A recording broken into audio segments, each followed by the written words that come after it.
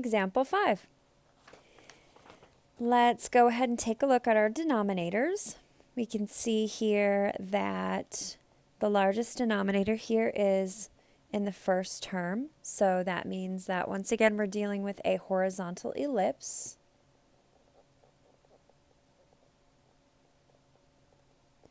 So the formula for the horizontal ellipse is x minus h squared over a squared plus y minus k squared over b squared equals 1. Now we can use that formula and we can find the center, which would come from h, k. And notice that there's nothing in the h position, nothing added to x. So our center for the x part would just be 0. And then notice that for k we have plus 4, so we change the sign to minus 4. And that would make the center 0, negative 4.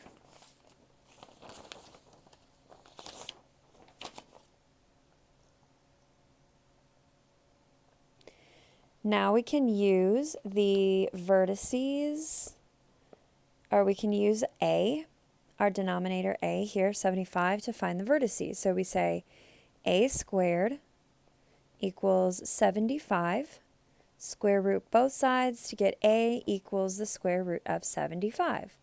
Now the square root of 75 is not cut and dry. We don't have a perfect square for 75. And we could simplify the square root of 75, but we'd have to end up putting it in the calculator to graph it by hand anyway. So let's just go ahead and put it in the calculator and get an approximation of about 8.7. So our vertices are going to be plus minus 8.7 away from the center. And since this is horizontal, it's going to be to the left and to the right.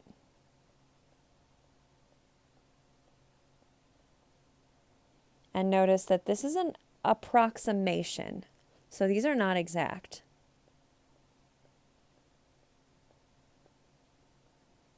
It's important to understand that right now what we're doing is we're sketching the graph. And when you sketch graphs, sometimes they're not perfect. So since our center is 0, negative 4, we moved to the right 8.7. So that's this point, 8.7, negative 4. And we also moved to the left 8.7. So negative 8.7, negative 4.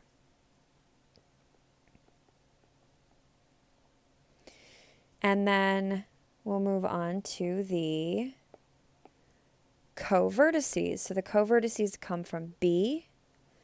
So b squared equals 20. Square root both sides to get b equals the square root of 20. And once again, square root of 20 is not a perfect square, so we have to put in the calculator and get about 4.5. So our covertices are plus minus 4.5 from the center. And these are going to have to be up and down.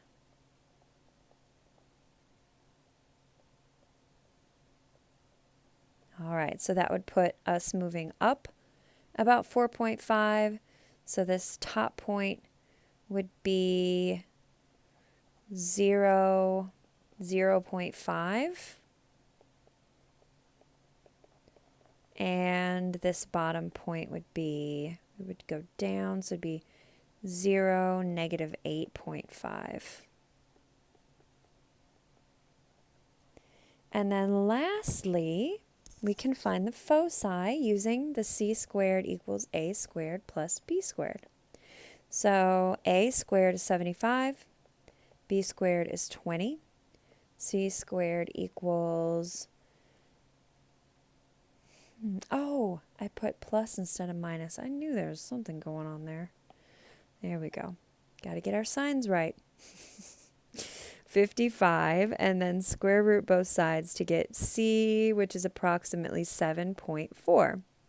So the foci would be plus minus 7.4 from the center. So we would go to the right 7.4 and to the left 7.4.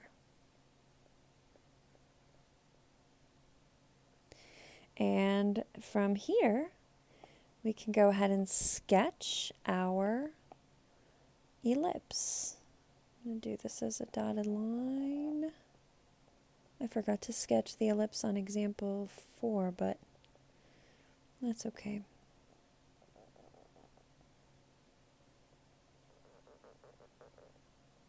I don't know if I did these round enough.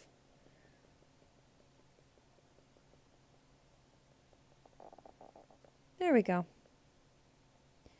So we see that this ellipse is not too narrow, not too circular. It's kind of in between. And those foci are pretty close. Oh, you know what I did wrong? I sketched that ellipse using the foci instead of using that vertex on the right. That's why it looks funny. Let's see if I can fix that. There we go. Oh, I think I pushed the go back button one too many times.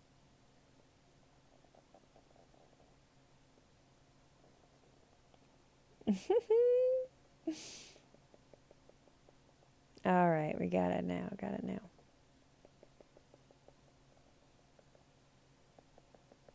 That's a little bit better. That makes me feel better about the shape.